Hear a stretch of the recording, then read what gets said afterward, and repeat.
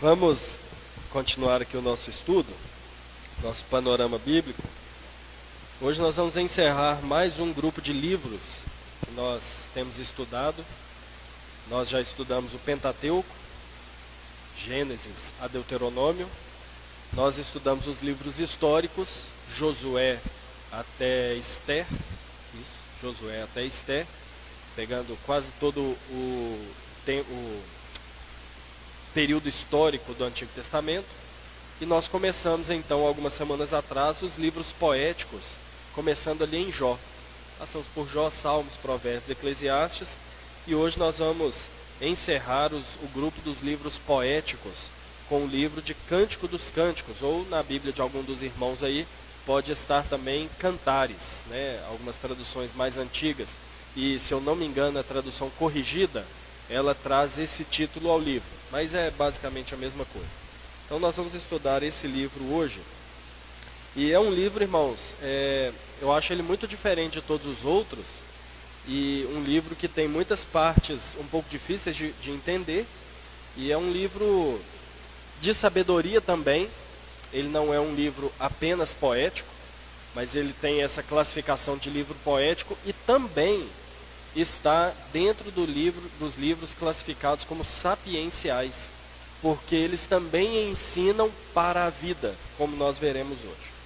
Mas eu gostaria de começar dizendo aos irmãos e lembrando, né, que cada época que nós vivemos na história da igreja, nós temos algumas coisas que são eleitas como o pecado da época, né?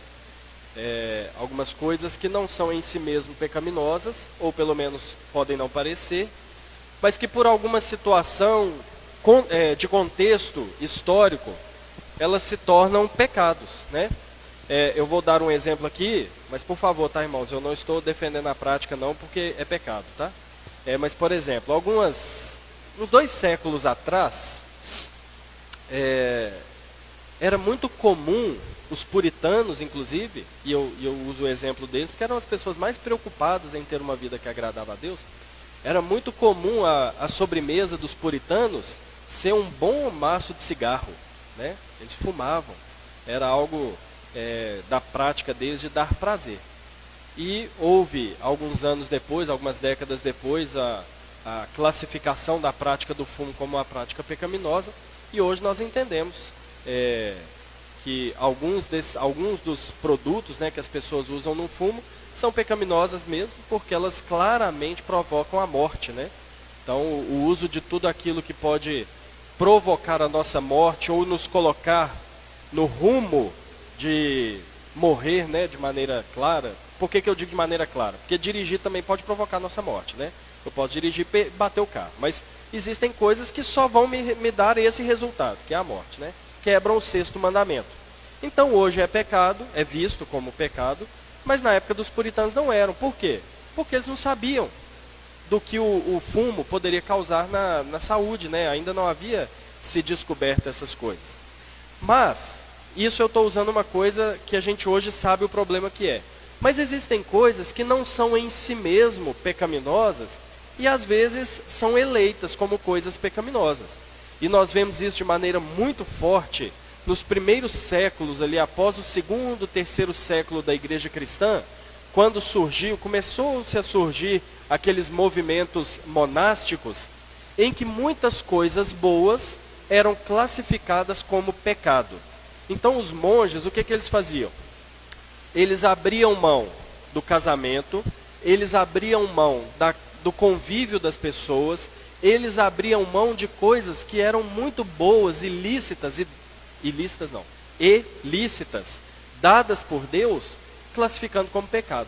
Então os monges não tomavam banho de água quente, era só banho frio, eles não comiam comidas bem temperadas, era só comida sem tempero, eles até negavam eles não eram pessoas que se davam à alegria, ao riso, a esses momentos de descontração.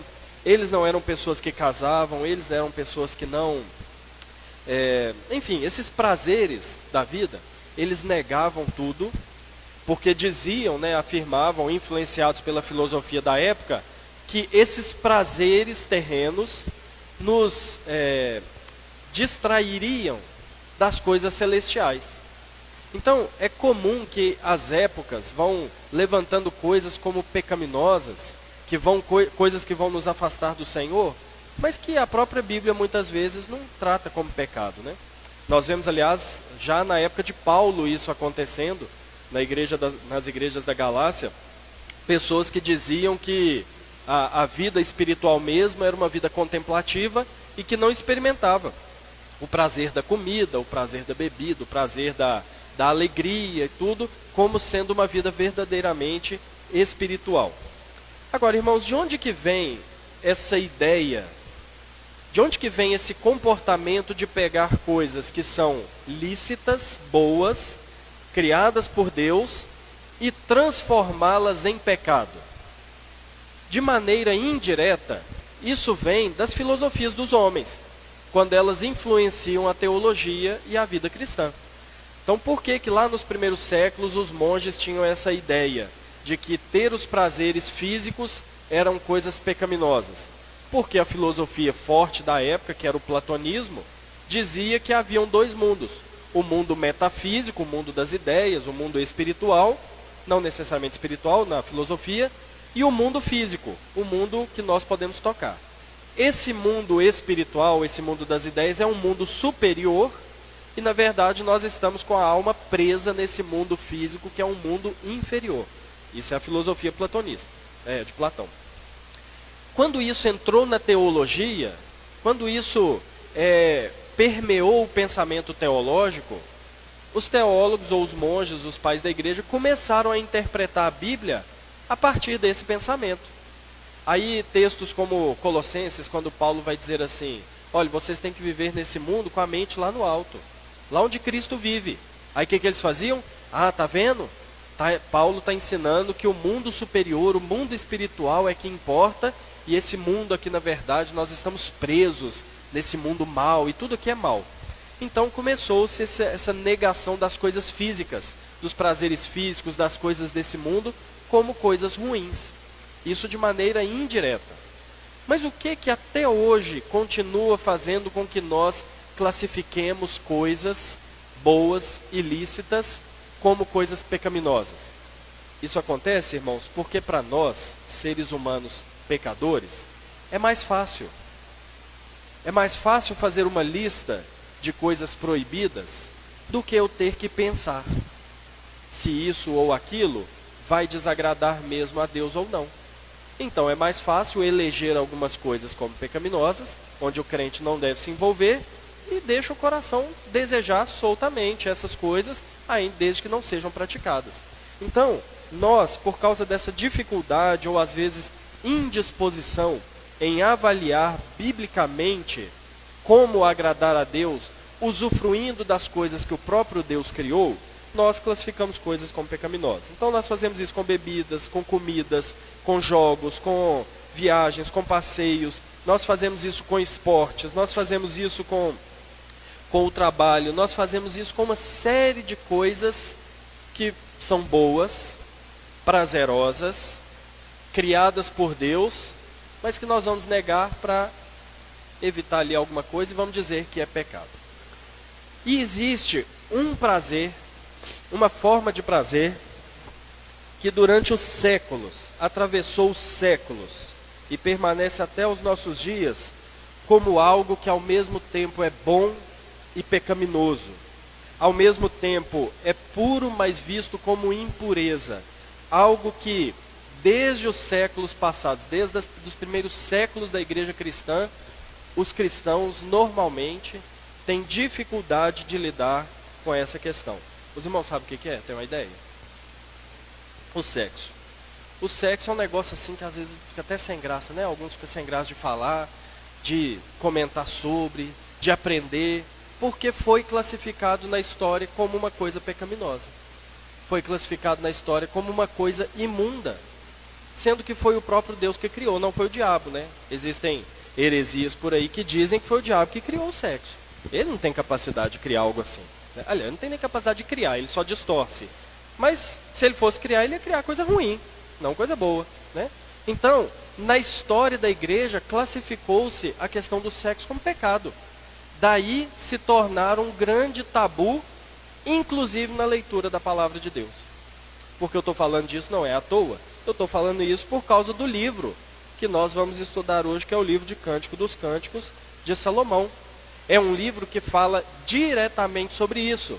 E por pudor, assim, né, um pudor entre aspas, até tenta-se uma maneira espiritualizada de interpretar o livro de Cântico dos Cânticos, para não dizer que o livro está falando de sexo. Jamais Deus colocaria um livro para falar disso na Bíblia. Pois é, colocou. E ainda colocou como livro de sabedoria, para que a gente saber usar bem aquilo que Deus nos deu como uma coisa boa e como dádiva para nós. Irmãos, o livro de Eclesiastes tem duas maneiras comuns de nós enxergarmos ou das pessoas interpretarem o livro. Eclesiastes não, Cantares. Irmãos, olha só, eu vou falar todo o tempo aqui Cantares, tá? Entendam Cântico dos Cânticos, porque eu estava até comentando com o Davi aqui antes de começar, que desde pequenininho lá na igreja a gente aprendia os livros da Bíblia, né? E eu aprendi Cantares, então na minha cabeça é Cantares. Não, se eu falar Cântico dos Cânticos eu vou me embolar. Então quando eu falar Cantares, entenda Cântico dos Cânticos. O livro de Cantares, ele pode ser entendido de duas formas, interpretado de duas formas diferentes. Ou como uma alegoria, ou como poesia. E dependendo da forma como nós enxergarmos o livro de Cantares, nós vamos ter aplicações diferentes ou interpretações diferentes, né?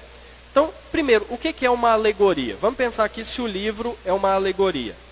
Uma alegoria é uma figura de linguagem onde os personagens e as partes da história fazem referência a uma coisa superior. Então, isso é alegoria. Tem uma alegoria cristã muito conhecida. Qual que é? Os irmãos lembram? Tenho certeza que todo mundo aqui conhece. Talvez só não conheça como uma alegoria. Quer ver? Vou fazer uma segunda pergunta que vocês vão saber. Qual é o livro que vendeu mais até hoje depois da Bíblia?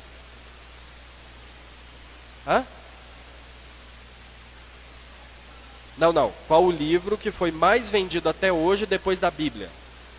O Peregrino. Né? Todo mundo conhece o Peregrino, né? John Bunyan. O Peregrino, aquele livro, ele é uma alegoria. Ele tem um personagem, ele tem um enredo. Então, tem um personagem que se chama Cristão.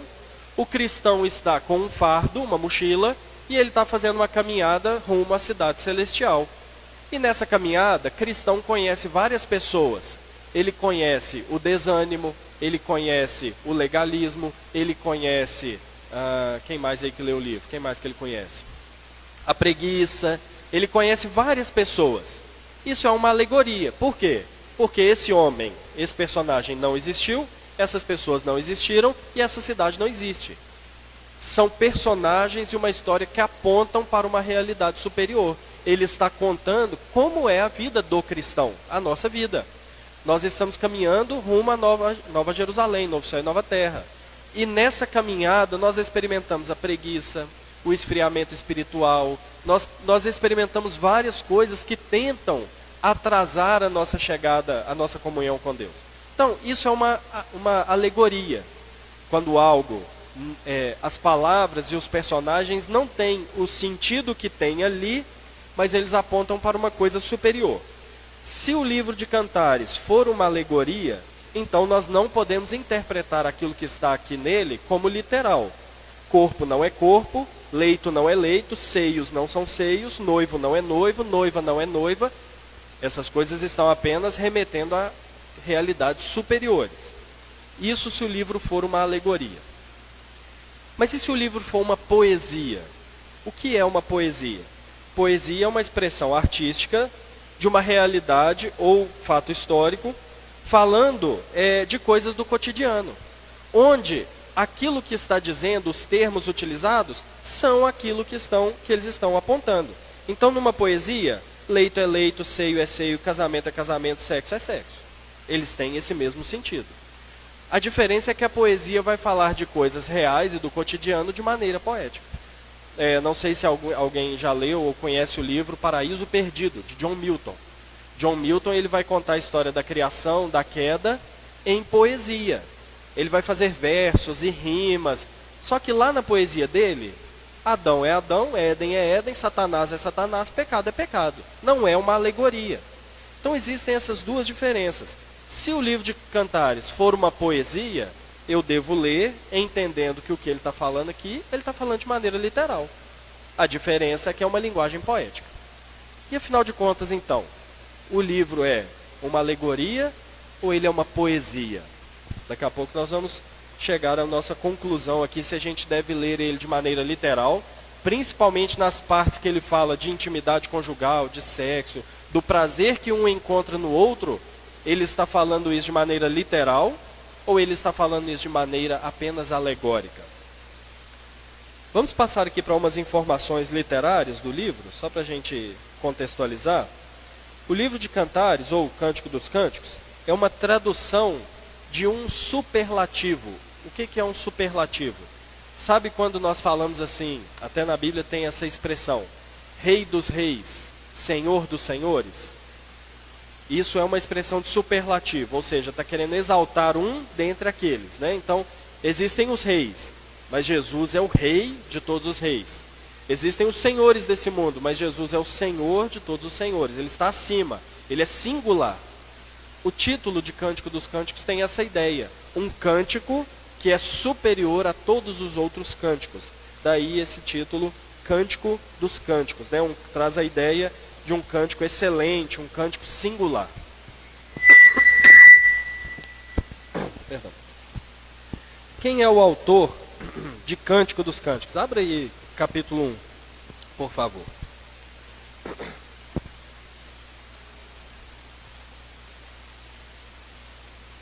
O que diz o versículo 1?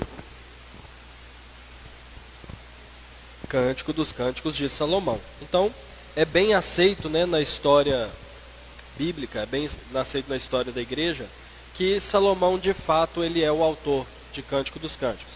Lembrando que essa expressão de Salomão pode se referir, né, por Salomão como autor, a Salomão como dedicação, associado a Salomão, né, por causa da sabedoria, mas há poucas dúvidas de que a autoria do livro seja mesmo de Salomão. Que é de Salomão. Exatamente. Então, há poucas dúvidas, assim como vários provérbios, há poucas dúvidas de que o autor seja Salomão. Quando que o livro foi escrito? Bom, sendo de Salomão, ele foi escrito ali no 10º século antes de Cristo, entre os anos 950, ano 1000 antes de Cristo, mas de autoria dele na época ali do seu reinado. Quais são as circunstâncias que o livro apresenta? O livro, irmãos, como nós já falamos em Salmos, Provérbios e Eclesiastes, os livros poéticos nem sempre eles narram uma história. Jó, por exemplo, narra. Nós vemos ali em Jó uma saga, né? Mas nem sempre é assim. Os livros poéticos, muitas vezes eles não têm como pano de fundo um contexto histórico, um acontecimento em si. Muitas vezes eles têm como pano de fundo o conceito da aliança com Deus. Então, quando nós chegamos em Salmos, por exemplo, nós não vemos ali um contexto histórico específico. Nós temos vários. E nem dá para a gente falar que o contexto histórico é a vida de Davi, porque tem salmos que não são de Davi. Tem salmos anteriores e salmos posteriores. Mas existe algo que une todos os salmos, que é a aliança de Deus com o seu povo. Então é o pano de fundo. Provérbios a mesma coisa. Vai falar de coisas do trabalho, da vida, de casamento, criação de filho, várias coisas. Mas o pano de fundo não é um pano de fundo histórico. É um pano de fundo teológico. É a aliança de Deus com o seu povo. Cantares a mesma coisa. Ele não trata especificamente de uma narrativa sequencial.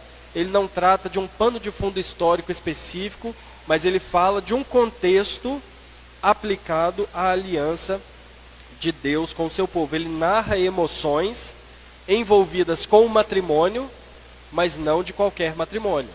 Ele narra emoções experimentadas no matrimônio daqueles que são parte do povo de Deus. Porque, como eu falei na abertura da escola dominical, são esses que têm condições de experimentar e saber o que é o verdadeiro amor. Então, algumas informações só para a gente entender um pouco mais do contexto aí do livro. Qual é a estrutura do livro de Cantares? O livro de Cantares é um livro pequeno, tem apenas 8 capítulos, subdividido aí em diversas estrofes. Então, a estrutura do livro, os comentaristas, né, do livro de Cantares, eles veem de duas maneiras diferentes. E talvez seja mais prático para nós ficar na média dessas duas opiniões. Existem alguns que vão dizer que existe uma unidade muito rígida em todo o livro. Ou seja, como se o livro todo fosse apenas um poema, onde as partes estão ligadas de maneira muito forte uma com a outra. Como se o autor tivesse escrito de uma vez só, um poema. Existem outros intérpretes que vão dizer que, na verdade, são vários poemas que estão apenas aglomerados, sem necessariamente ter uma ligação entre uma coisa e outra. Então a gente poderia ler aqui o versículo 2, versículo 4, ler o versículo 8 até o versículo 11, depois ler o capítulo 2, do 10 ao 14, sem que uma coisa tivesse necessariamente uma ligação com a outra, a não ser por algumas palavras parecidas, alguns termos. Mas qual é uma maneira mais prática e mais instrutiva de nós lermos o livro de Cântico dos Cânticos? Lendo como, ao mesmo tempo que é um livro coeso, que fala das mesmas coisas, que trata dos mesmos temas, ao mesmo tempo ele é um livro que tem partes independentes e não está necessariamente ligado umas às outras. E por que isso vai alterar a nossa maneira de ler o livro? Porque a gente pode ler o livro e chegar num capítulo, chutando aqui, o capítulo 4, e parecer que não tem nada a ver com o que a gente leu antes. Se a gente tiver essa impressão, isso pode nos atrapalhar na compreensão do livro. Agora, se eu chego e vejo que a leitura está muito destoante do capítulo anterior, eu posso entender que ali está um poema que está separado, ainda que caminhando dentro da mesma temática do livro, que é o amor conjugal. Então isso nos ajuda, esse entendimento de um livro que é coeso, unido, mas que tem a sua diversidade dentro dele mesmo, nos ajuda a interpretar o livro. Agora, nós temos, além disso, irmãos, uma estrutura literária. E a estrutura do livro de Cânticos nos ajuda muito até quando nós vamos interpretar ele de maneira evangélica. Nós veremos isso no final, mas nos ajuda muito. Então, abra aí no capítulo 1, versículo 1, só para nós entendermos um pouco mais da estrutura do livro. O capítulo 1, versículo 1, ele é um título do livro. Ele é o título que nós temos. Perceba que o versículo 1 é literalmente usado como o título do livro. Algo diferente dos livros do Antigo Testamento. Porque na Bíblia hebraica, o que os editores da Bíblia hebraica faziam? Pegavam a primeira palavra do livro para servir de título. Mas isso não significa que a primeira palavra dos livros era o título do livro. Aqui é diferente. Aqui as primeiras palavras funcionam mesmo como o título do livro. Então nós temos o título. Depois disso, nós temos uma primeira parte. O livro é dividido em 4 partes, né? Antes da conclusão. Nós temos uma primeira parte, capítulo 1, versículo 2, até o capítulo 2, versículo 7. Aqui nós temos uma primeira parte. E pode parecer estranho, irmãos, porque o versículo 7 está no meio da perícope. Parece estranho dividir aí entre o versículo 7 e o versículo 8, mas daqui a pouco eu vou dizer por que a divisão ela vai até o versículo 7. Como perícope. Perícope é uma unidade textual. Perícope são essas partes que estão divididas pelos subtítulos. Isso é uma perícope. Só que esses títulos que nós vemos em negrito, eles não estão originais no texto, assim como capítulos e versículos. O texto original é escrito de maneira direta. Os editores da tradução nossa da Sociedade Bíblica que colocaram esses títulos aí. Então existem títulos e subtítulos na Bíblia que nos ajudam muito, dividindo as perícopes, só que existem subtítulos que vão partir a frase no meio. Os irmãos lembram de 1 Coríntios capítulo 13? É um texto muito conhecido. Isso, sobre o amor supremo. Só que o título que a Sociedade Bíblica colocou divide o versículo no meio. Porque o capítulo 12 termina assim: e eu passo a mostrar-vos um caminho sobremodo excelente. E o capítulo 13 começa na metade do versículo. Não o capítulo 13, é a perícope, né? Então, essas divisões, igual, na minha Bíblia está assim: esposa, esposo, esposa, esposo. Aqui está apontando para quem fala. Só que essa divisão aqui, ela é da Sociedade Bíblica do Brasil. Ela não é uma divisão original. Então, se a gente olhar e falar assim, mas essa divisão está meio esquisita, não tem problema a gente criticar essa divisão não, porque ela não é inspirada. Por isso que a gente chega no versículo 7, o versículo 8 está logo em seguida. Só que ele está começando uma segunda parte do livro. Eu já vou explicar por quê. Nós temos então nessa primeira parte o quê? Qual que é o tema dominante nessa primeira parte? O desejo da mulher por aquele homem que ela ama, pelo seu amado, né? A expressão muito usada aqui. É o desejo, e é uma expressão biblicamente muito importante. Quando nós vamos fazer uma teologia bíblica da palavra, ou seja, quando nós vamos entender como essa palavra é usada em toda a Bíblia, nós vemos que é uma palavra importante. Os irmãos lembram no Novo Testamento de algum texto que usa essa palavra amado? Amado. No Novo Testamento?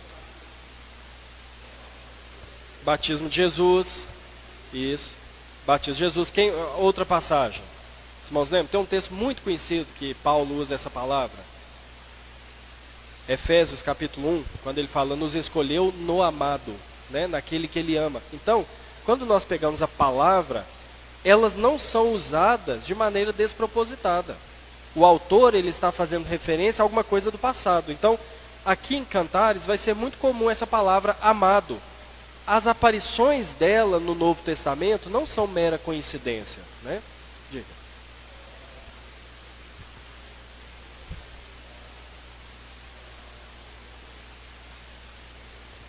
Olha, no hebraico eu não vou saber te falar porque a Bíblia que Paulo e Mateus usaram já era no grego, né? Mas no grego sim. A tradução grega de Cantares trazia a mesma palavra. Então, sim.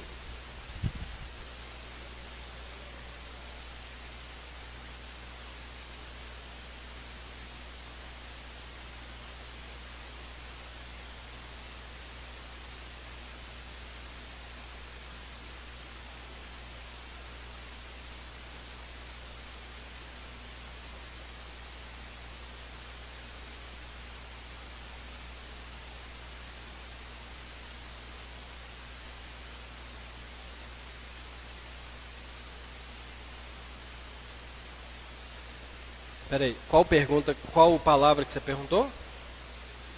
Liteira. Tá.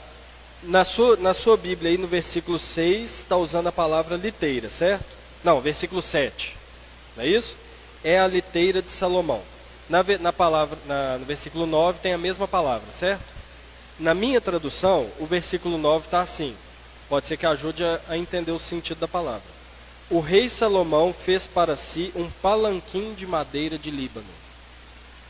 Então, liteira, se você me perguntasse essa palavra sozinho, o que significa, eu não ia saber te dar o significado bíblico dela aqui no texto, não. Mas parece que é um palanque, parece que é um lugar de se colocar acima, né?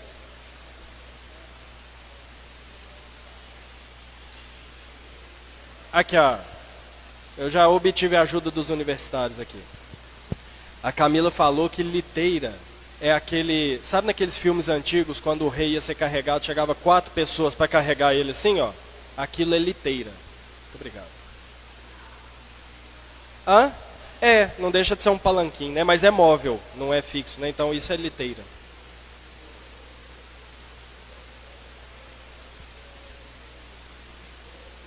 Isso.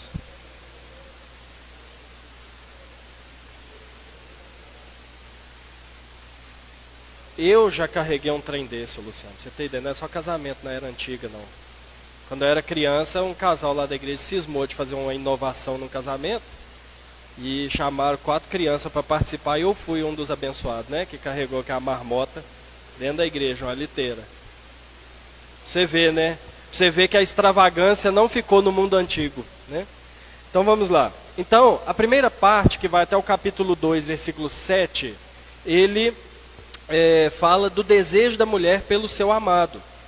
A segunda parte do livro começa no versículo 8 do capítulo 2 e vai até o capítulo 3, versículo 5, encerrando a segunda parte do livro. E essa segunda parte, qual é o tema? A aproximação desse homem, né? Então, primeiro, ela tem um forte desejo pelo amado, e nessa segunda parte do livro, esse homem vai se aproximando. Diga, Ló.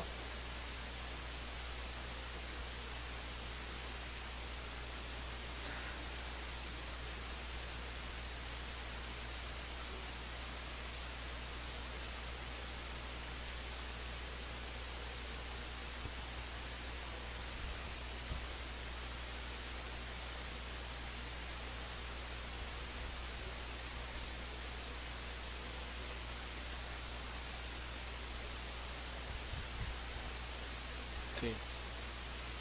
Sim.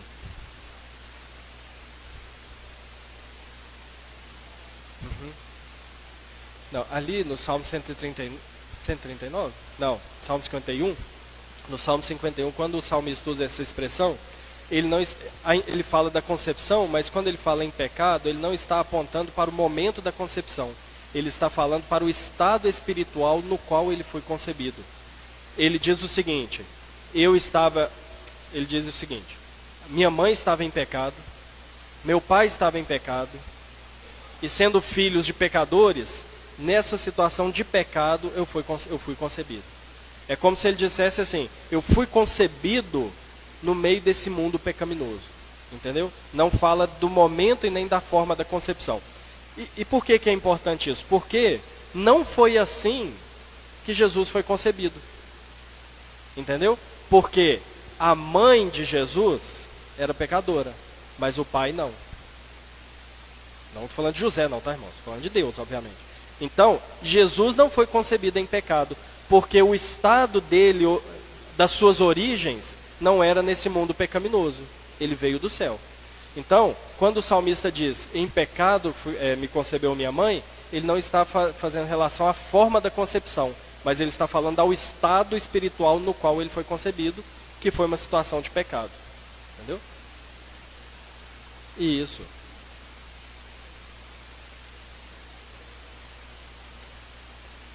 Não. Tá.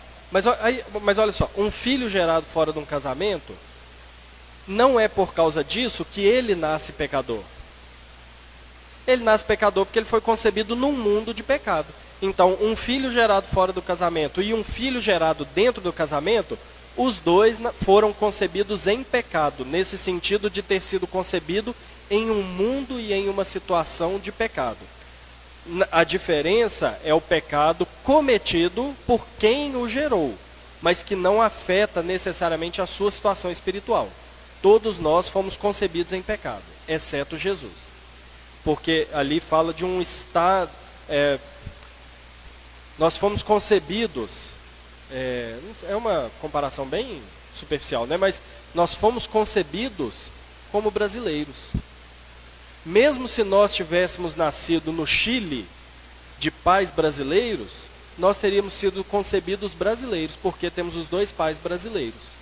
Então não é como foi concebido nem onde, mas a situação na qual fomos concebidos. A mesma coisa o salmista está dizendo: pai pecador, mãe pecadora, não tinha outro resultado. Eu fui concebido em pecado. Né? Diga, Marlene. Oi?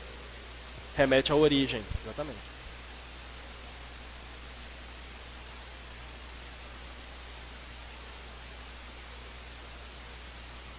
Sim.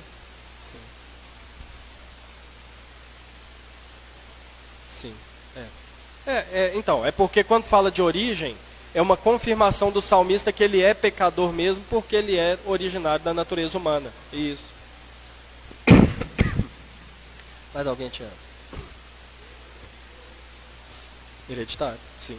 É de geração, o pecado, o ser humano ele é gerado em pecado por geração natural. Por isso que só Jesus não teve pecado, porque a geração dele não foi natural, foi sobrenatural. Exatamente.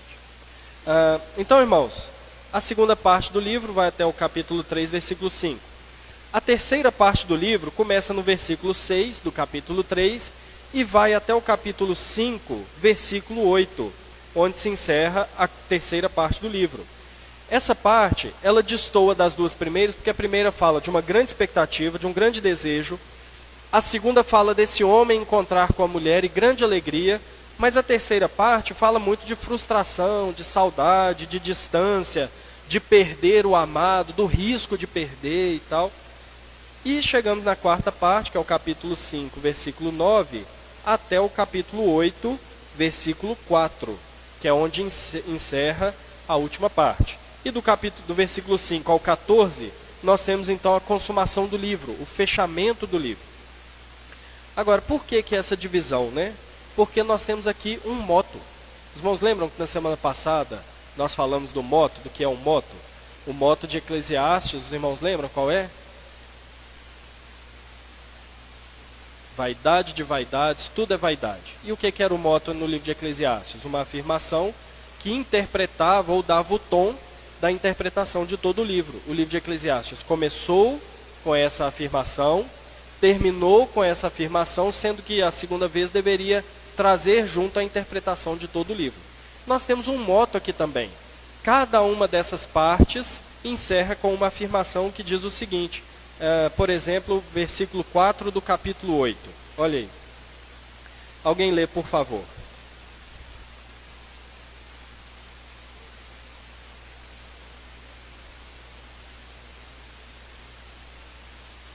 Então essa expressão, ela é encontrada no fechamento de todas as partes do livro de Cantares. No capítulo 8, versículo 4, capítulo 5, versículo 8, capítulo 3, versículo 5, capítulo 2, versículo 7. Voltando ao capítulo 2, é por isso que nós entendemos que o versículo 7 e o versículo 8 estão separados tematicamente. Eles não fazem parte da mesma perícope, porque o versículo 7 diz: Conjuro-vos, ó filhas de Jerusalém, pelas gazelas e servas do campo, que não acordeis nem desperteis o amor até que este o queira. E então no versículo 8 vai começar uma segunda parte.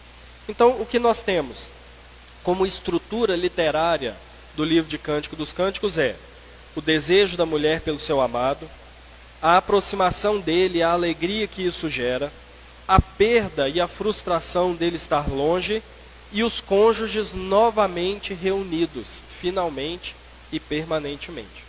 Então grave essa estrutura, porque isso nos ajuda muito a ler o livro de uma maneira mais profunda do que simplesmente como um cântico de amor. Então, irmãos, qual é a mensagem do livro? Só fazendo uma recapitulação aqui. Nós vimos algumas informações literárias, nós vimos que pode ser uma alegoria ou um poema, nós estamos definindo aí o que é Eclesiastes, Cantares. Nós vimos aqui a estrutura do livro e agora vamos entender um pouco a mensagem do livro. Quando nós observamos os livros poéticos, nós vamos ver que os livros... Diga. Não, não tem problema.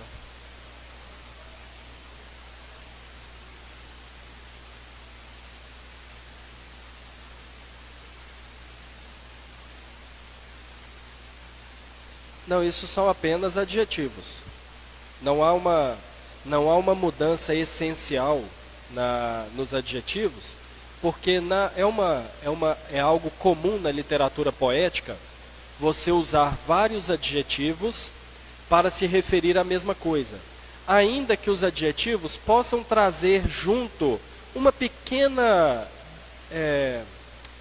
pequeno acréscimo no sentido daquilo, entendeu? Então, por exemplo, chamar alguém, os exemplos aí que você deu, chamar alguém de amada, aponta para uma coisa.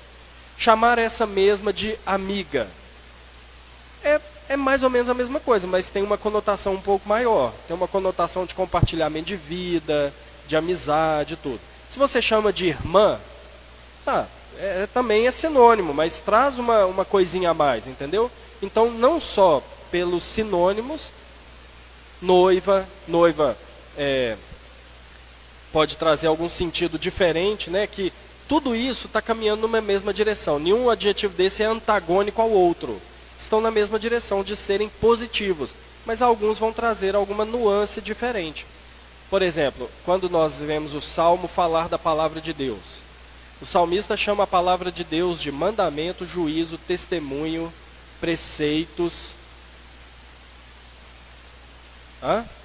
decretos.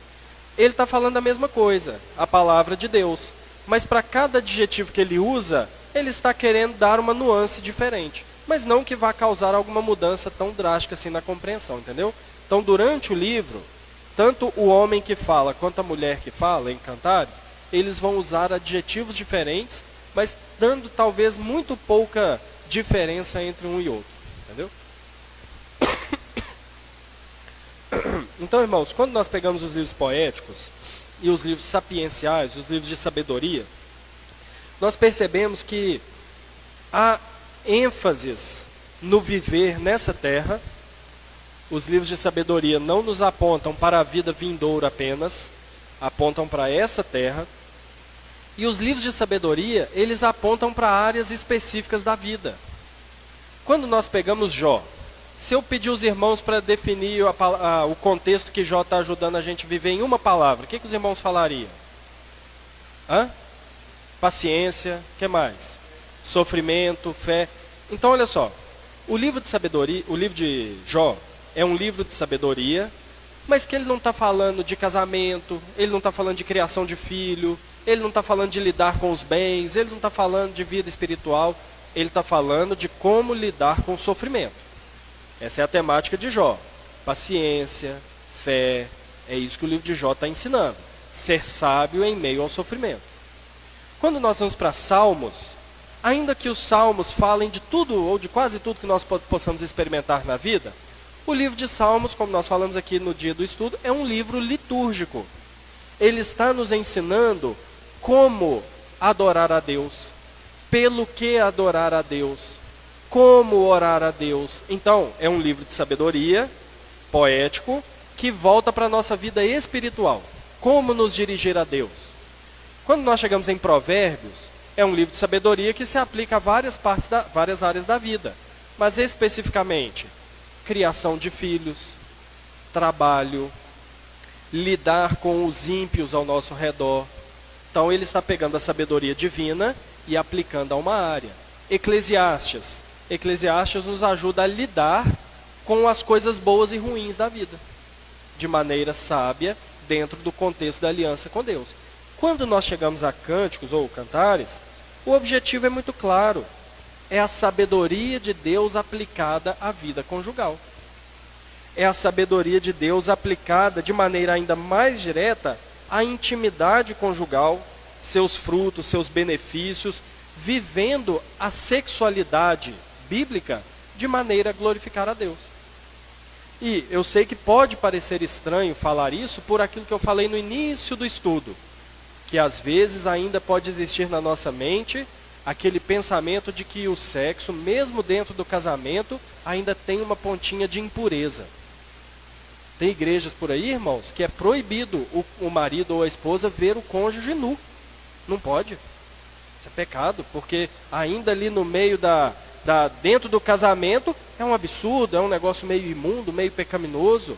Então, o livro trata claramente disso.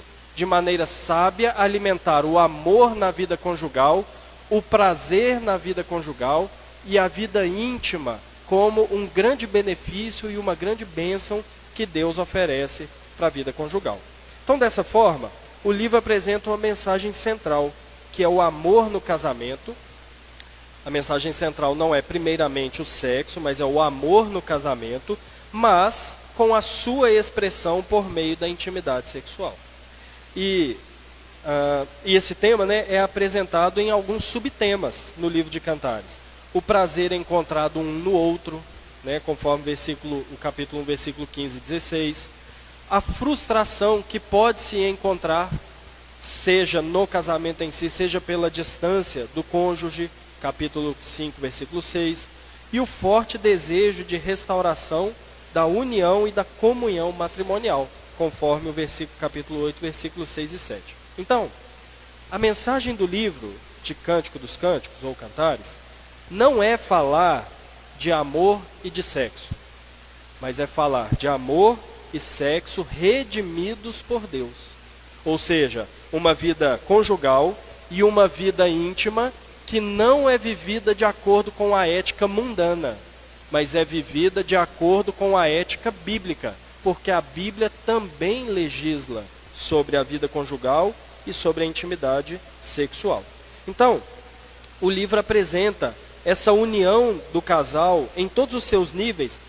Usando a pergunta do Carlinhos aqui, quando o homem chama a mulher no livro de Cantares de amiga, ele está demonstrando uma intimidade que não é só física, mas é uma intimidade de vida, de coração, de mente. Então o livro traz essa intimidade completa do casal em todas as suas áreas, como sendo criada por Deus, prazerosa, feita para a satisfação do homem, promovendo o desejo e o prazer entre os cônjuges. E assim, a intimidade, no livro de Cântico dos Cânticos, tratada no seu contexto correto, que é o casamento sendo usado para a glória de Deus. Ou seja, o que o livro está dizendo aqui, trazendo como mensagem? Que no casamento, que o casamento, ele glorifica a Deus. Mas não é qualquer casamento que glorifica a Deus. O casamento glorifica a Deus quando o seu fundamento é a ética íntima ou conjugal que a própria Bíblia ensina. E o livro aqui vai falar de como essa vida é desfrutada para a glória de Deus. Tendo sempre o que, irmãos? Como pano de fundo a aliança de Deus com o seu povo. Então, um casamento entre pessoas que não conhecem o Evangelho, ele glorifica a Deus não de maneira intencional. Ele glorifica a Deus de maneira indireta. Por quê? Porque tudo que Deus criou glorifica a Ele de alguma maneira. Manifesta aquilo que Ele é.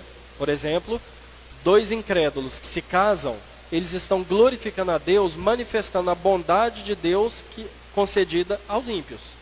Por Deus ser compassivo e benigno, Ele dá essa bênção também, não só aos crentes, mas aos não crentes também. Só que o casamento entre duas pessoas que conhecem a Deus, ele glorifica a Deus de maneira objetiva e não indireta. Porque esses dois têm condições de saber que a vida conjugal deles é para a glória de Deus. Ele glorifica a Deus. Só que o incrédulo, ele não sabe que ele está servindo para a glória de Deus. O crente sabe. O crente sabe que a vida conjugal dele é para a glória de Deus. Entendeu?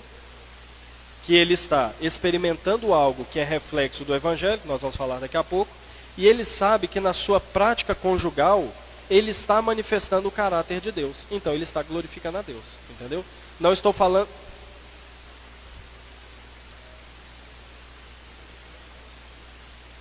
Sim, porque olha só.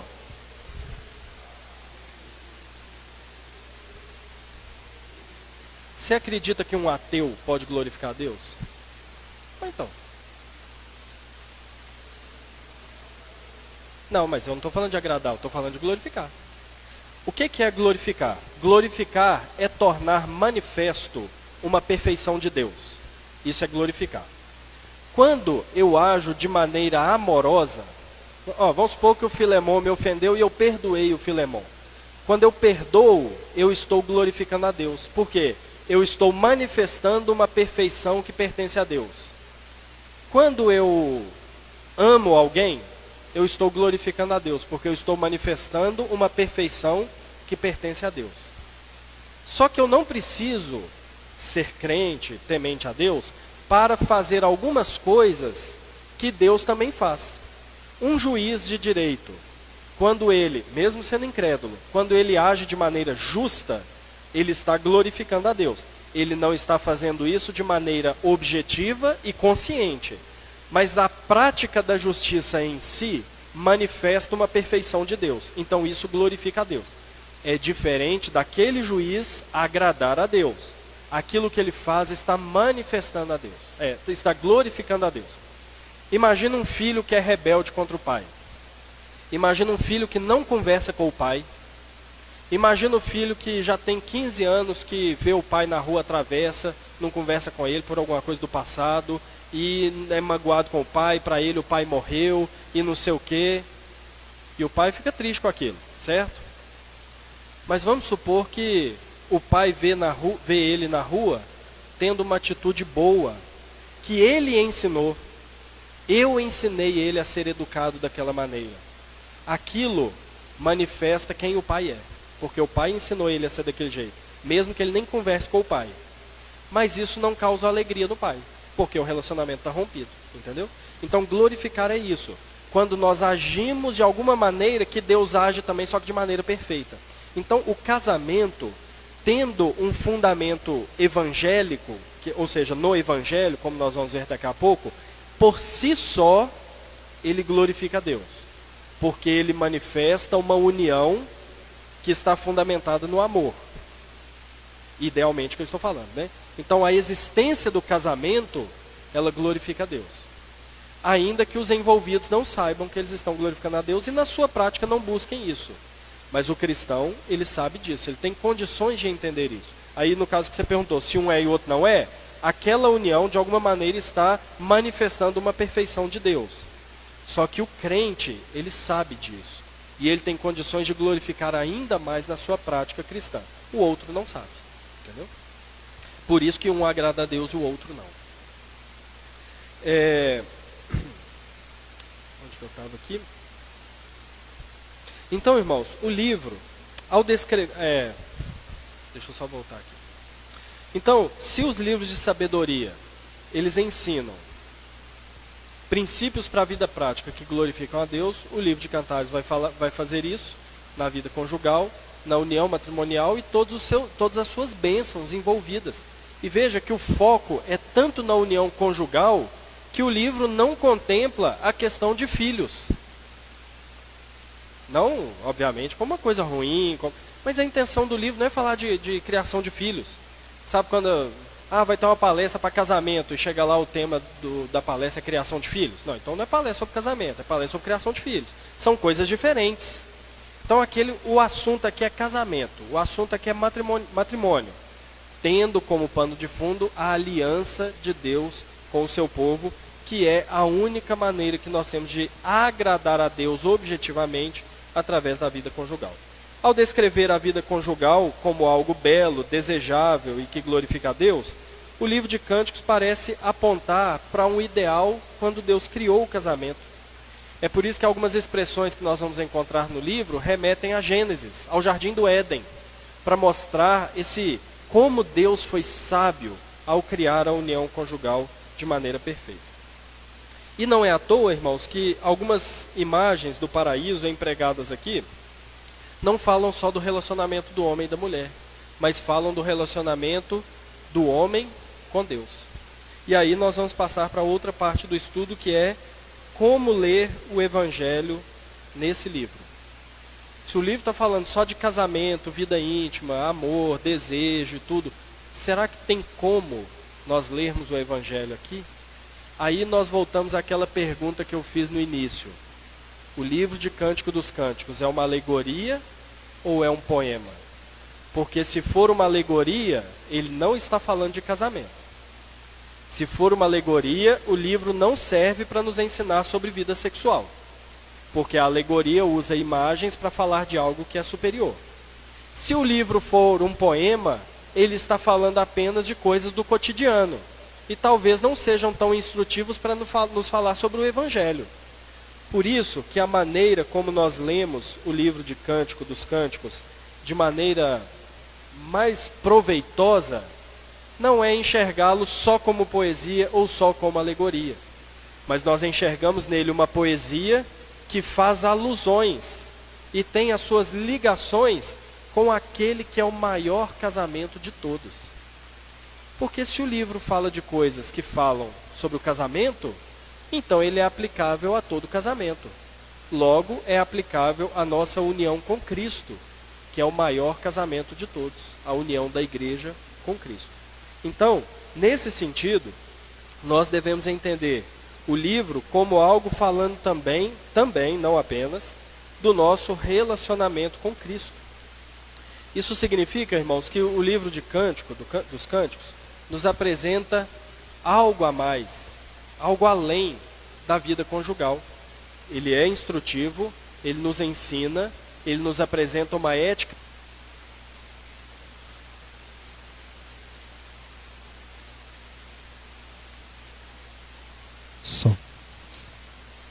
Ele nos apresenta uma ética bíblica sobre a vida conjugal, mas ele faz algo a mais que isso, porque o casamento é algo a mais do que um casamento.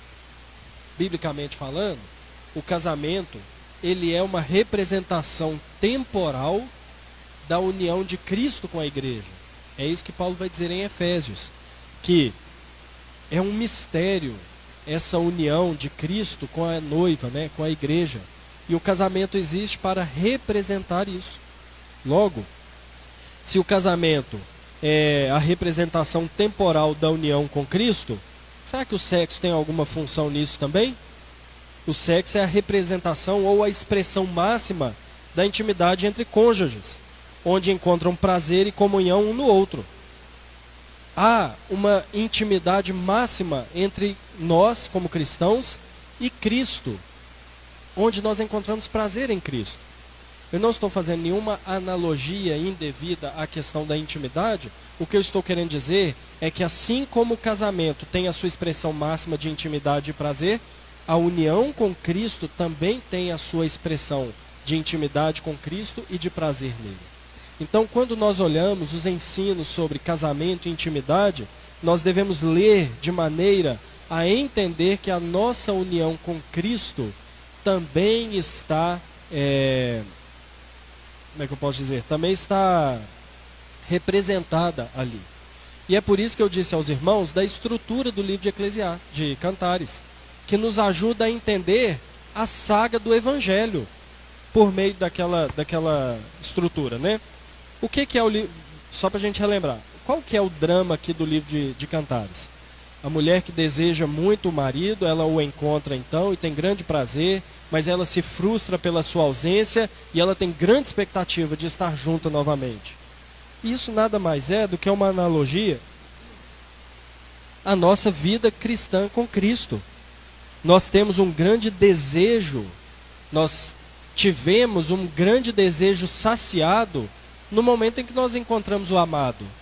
No momento em que nós encontramos a Cristo, grandes expectativas que nós não sabíamos que nós tínhamos, foram satisfeitas.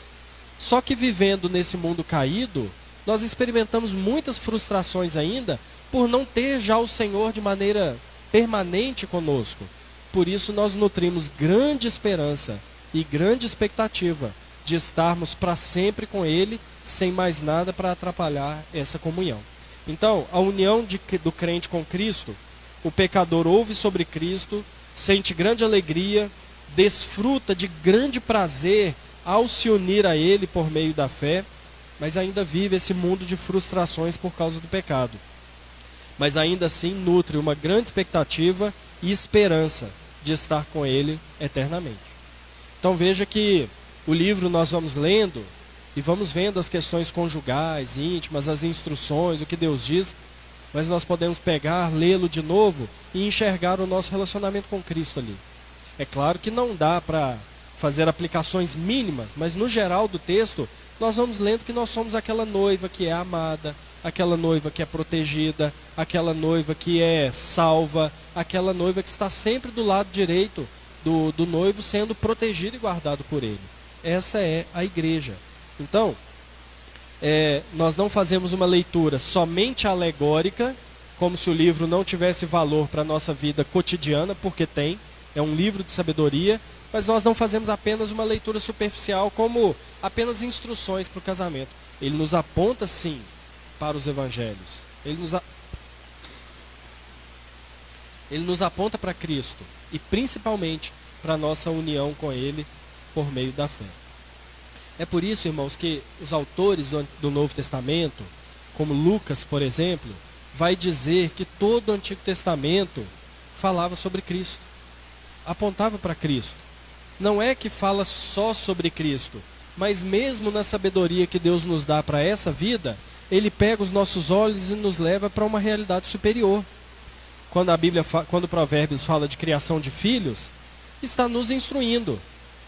Disciplinar o filho, corrigir, ensinar e tudo. Mas está falando também o que Deus fez conosco como filhos. Nos ama, nos disciplina, nos corrige. Quando a Bíblia fala de preguiça, vai ter com a formiga, preguiçoso. Está falando de alguma coisa cotidiana? Tá. Mas além disso, ela nos ensina quem Deus é. Um Deus que trabalha e nos deu essa capacidade, esse dom do trabalho. Quando a Bíblia fala de sofrimento, fala para nós, todos nós aqui sofremos. E nós sofremos, e como devemos lidar com esse sofrimento? Mas ela aponta, além disso, para alguém que sofreu coisas que nós nunca vamos experimentar. Sofreu por nós. Então, quando se fala de casamento, é plenamente aplicável à nossa vida hoje. Lemos cantares para termos instruções para a nossa vida hoje.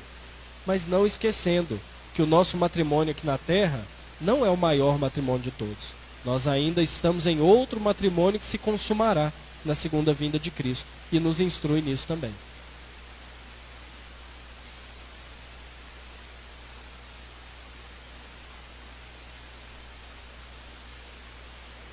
Sim, de maneira análoga, né?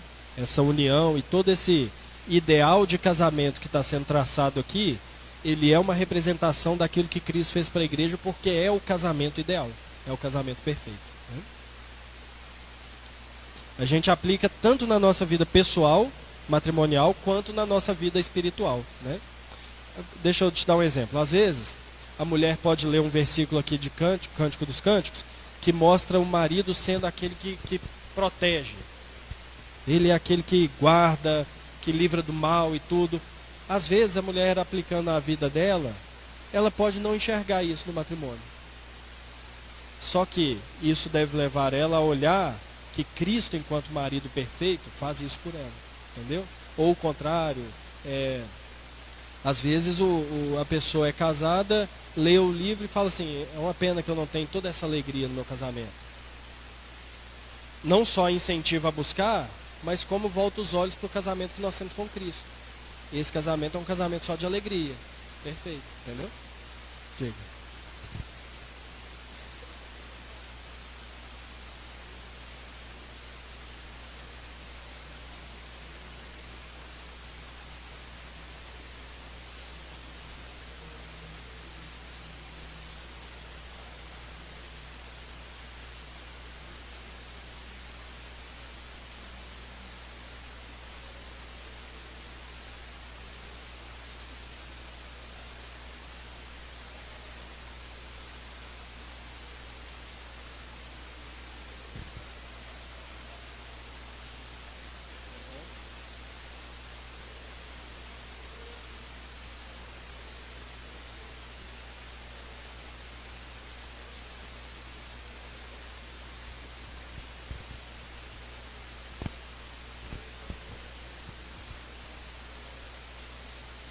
Tá, respondendo a sua primeira pergunta, eu não sei.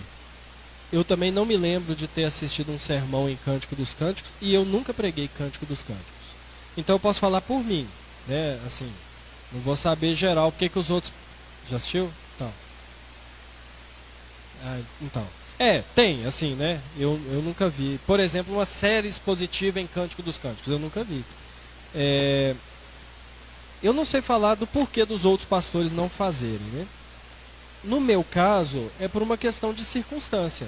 Assim, eu ainda não me vi no ministério numa circunstância que eu achei propício fazer uma série. Até os casamentos que eu fiz, eu não me lembro de ter pregado Cântico dos Cânticos. Mas assim, não há um motivo especial, não. Entendeu? Depois que você prega Juízes, você vê que não tem texto difícil para pregar, né? Tudo de difícil ficou lá em Juízes. E não é por dificuldade. No meu caso, foi por circunstância mesmo, né? Nem é um livro tão longo, né? São 8 capítulos, não seria uma série muito longa, né? Diferente de Provérbios. Se você for fazer uma série boa em Provérbios, vai ser uma série gigantesca, né? Quanto à sua segunda pergunta, que eu não lembro qual que é. Tá, as referências de Cântico dos Cânticos no Novo Testamento. Isso. Não há, existem duas formas de nós encontrarmos textos do Antigo Testamento no Novo. Uma forma é citação direta e outra forma é analogia.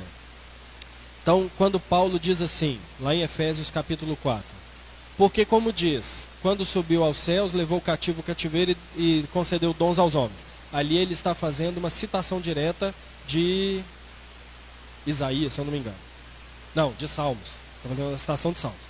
Porém, muitas e muitas vezes, na verdade talvez é o que mais aconteça, é no corpo do texto do Novo Testamento fazerem analogias. Por exemplo, Tiago começa a carta dele falando assim: tende por alegria o passar por várias provações, porque a aprovação da vossa fé produz perseverança e tal. Ele vai fazendo, não só nesses versículos, mas no decorrer, algumas analogias com Jó. Então são analogias que você percebe assim, ó, parece que ele está citando Jó. Quando você vai em estava aqui na minha cabeça, Romanos, quando Paulo vai falar assim, toda a criação foi sujeita à vaidade, provavelmente ele está fazendo uma analogia de Eclesiastes, entendeu? Então tem duas formas de fazer, citação ou analogia, ou referência, né? Analogia e referência. Eu não sei de algum texto, eu acho que não tem, não, aliás, citação direta de Cantares eu sei que não tem. Agora, analogia, algum autor bíblico que fez uma referência a Cântico dos Cânticos, eu não sei, mas eu nunca vi. Eu nunca vi algum autor do Novo Testamento, algum comentarista de livros do Novo Testamento falando assim, isso aqui é uma referência a Cântico dos Cânticos. Eu nunca vi.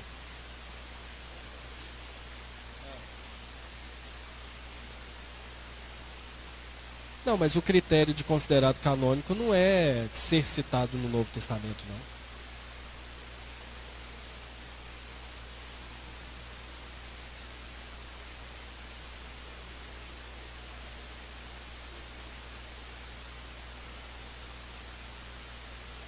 Sim.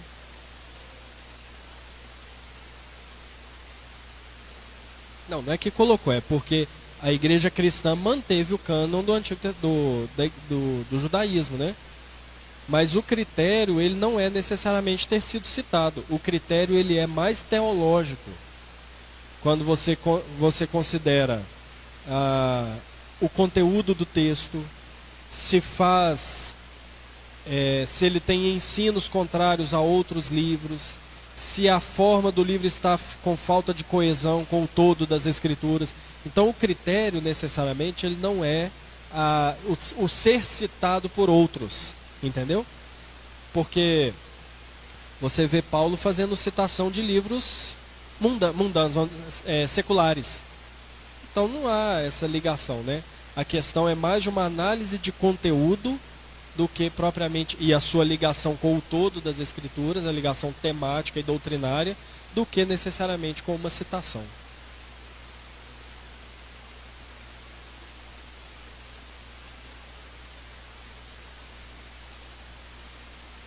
Cântico dos Cânticos é um livro poético. Assim, você não tem um livro análogo a Jó, você não tem um livro análogo a Provérbios, você não tem um livro análogo a Eclesiastes, nem a Cantares. Todos eles são únicos nas escrituras. Narrativas você tem, alguns salmos você tem, mas esses livros você não tem uma correspondência deles no Antigo Testamento, no Novo Testamento, por exemplo. Alguém que escreveu algo da mesma linha, não tem. São livros únicos, entendeu? Por isso classificados junto como poéticos. Sim.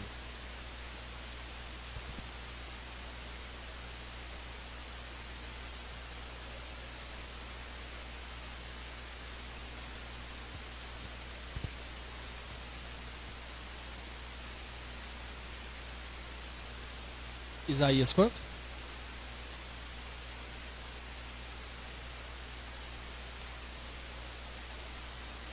Sim. E olha só, aqui na minha Bíblia pelo menos, não está ligando com o texto de Cântico dos Cânticos. Mas quando você faz a leitura, você pega vários vocábulos, que obviamente está sendo retirado ali. E está fazendo uma ligação com Mateus 21, Marcos 12 e Lucas 20. Então veja que a ligação pode não ser direta, mas ela há uma ligação assim indireta, né, com essas realidades. E Isaías faz isso em outros textos. Você lê textos de Isaías, que você lê, você fala assim, parece que eu estou lendo Deuteronômio aqui. Aí você lê outro texto, vai estar parecendo Salmo tal, né? Porque Isaías ele faz isso algumas vezes.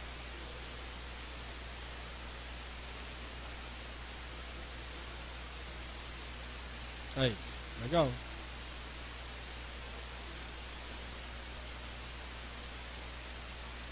Não, mas ele depois acrescentou que inclusive entre eles, porque assim, até interessante isso, irmão, só uma observaçãozinha que a gente já está encerrando, que às vezes a gente vê assim, esse texto está aqui em Levítico, deixa eu ver como ele é interpretado lá em Mateus. Só que na verdade o movimento correto a se fazer não é esse. É assim, Levítico está dizendo isso, deixa eu ver o que o salmista falou sobre isso. Isaías também comentou esse texto, Malaquias também comentou esse texto, Mateus também comentou esse texto, porque a lei de Deus, ela não foi interpretada somente pelo Novo Testamento. Os profetas fizeram interpretações da lei de Deus, aplicaram a lei de Deus, e depois o Novo Testamento fez a mesma coisa. Então, a lei de Deus, ela vai sendo retrointerpretada na história do povo de Deus, até encontrar o seu ponto máximo em Cristo, e ser interpretado através de Cristo, né?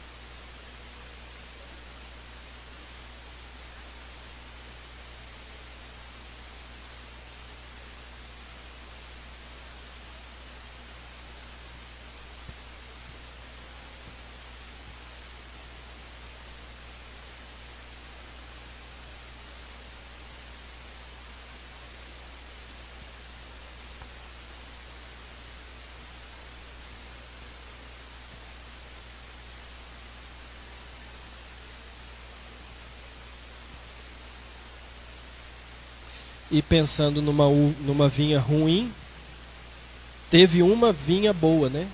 Que deu bons frutos. Não é à toa que o sangue de Cristo é análogo ao fruto da videira, né? Porque é a boa videira. Está tudo dentro da teologia bíblica, nada nas escrituras é por acaso, né?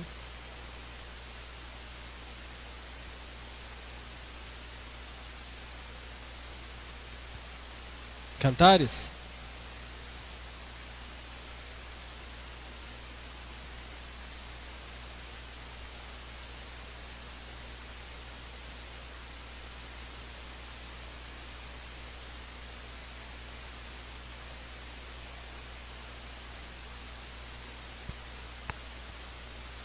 Você percebe que o tema é o mesmo? Porque uma coisa é usar palavras iguais em temas diferentes. Mas quando você faz o uso de termos dentro da mesma temática, a chance de Paulo estar fazendo uma analogia é muito grande. E por que é importante a gente entender isso, irmãos? Tem um termo na teologia que nós chamamos, não só na teologia, mas na verdade é na medicina, mas ele foi emprestado pela teologia, que é a visão periférica. O que é a visão periférica? É assim, eu estou olhando para o Elcinho, eu estou com foco nele, mas eu estou percebendo aqui o Filemon, estou percebendo aqui o Edson, isso é o que a gente chama de visão periférica. A visão periférica no texto bíblico é quando o autor cita um versículo. Vamos supor que Paulo tenha feito a analogia aqui. Paulo usou aquelas palavras objetivas, só que ele não está usando só as palavras, ele está trazendo o contexto que está em volta ali daquelas palavras. Então, quando ele usa do amor, que mesmo que venda todos os bens, ele não vai ser destruído, será que não é o mesmo tema que Paulo está trazendo lá em 1 Coríntios 13? Quando Paulo fala assim, o mundo foi sujeito à vaidade, será que quando ele fala vaidade, ele não está em mente todo aquele contexto de Eclesiastes, do mundo caído, do mundo frustrante, entendeu? Irmãos, é importantíssimo a gente ter esses tipos de ligação nas Escrituras. Por isso que é importante a gente ter cultura bíblica. O que é isso? É ler bastante a Bíblia, para quando a gente lê um termo, a gente fala assim, peraí, eu já li essa expressão em algum lugar. Deixa eu ver se tem alguma coisa a ver. Porque pode ser que são temas diferentes, mas pode ser que não. Agora eu pergunto aos irmãos, se Paulo faz uma analogia dessa aqui do texto de Cânticos, a gente tem uma leitura do texto muito mais proveitosa. A gente aprende muito mais e não apenas pensa que Paulo está fazendo um poema, né?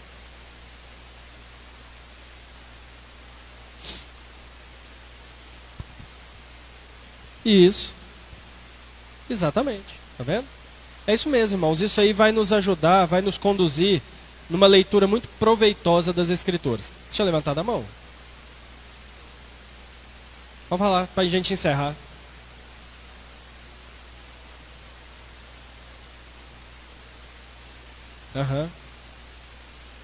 Sim, mostrando a força, né? Exatamente. Irmãos, mais alguma questão antes de nós encerrarmos? Então vamos encerrar. Então hoje nós fechamos aí. Gente, eu esqueci dos. Deixa eu falar rapidinho aqui. Eu falei, entramos na questão aí. Eu esqueci de fazer as aplicações que eu tinha colocado aqui. Pera aí, rapidinho. Então, primeira coisa. O que o livro nos ensina? Casamento. Agora as crianças estão aqui. Casamento e a sua expressão íntima são bênçãos de Deus, né? Então nós não podemos ser pagãos, no sentido de achar que bom é só aquilo que é espiritual e tudo que é físico é pecaminoso. E a gente não pode ser mundano, de achar que viver também de qualquer maneira e praticar tudo de qualquer jeito. Mas a forma como Deus nos criou e colocou no contexto do casamento, irmãos, é bênção, é para a alegria do casal e para a glória de Deus. Segundo lugar, casamento e a sua vida íntima devem agradar a Deus. Nós não vivemos o casamento e a nossa intimidade só para nós mesmos. Em primeiro lugar, nem é para nós, é para Deus. Então a nossa vida matrimonial e conjugal devem agradar a Deus. E em terceiro lugar, sempre, sempre, sempre, o nosso casamento deve nos lembrar de Cristo. Nas coisas boas e nas coisas ruins. Nas coisas boas do casamento, nos momentos bons, saber que com Cristo é infinitamente melhor. E nas coisas ruins e nas frustrações, saber que Cristo não nos frustra, mas Ele é um marido perfeito. Amém, irmãos?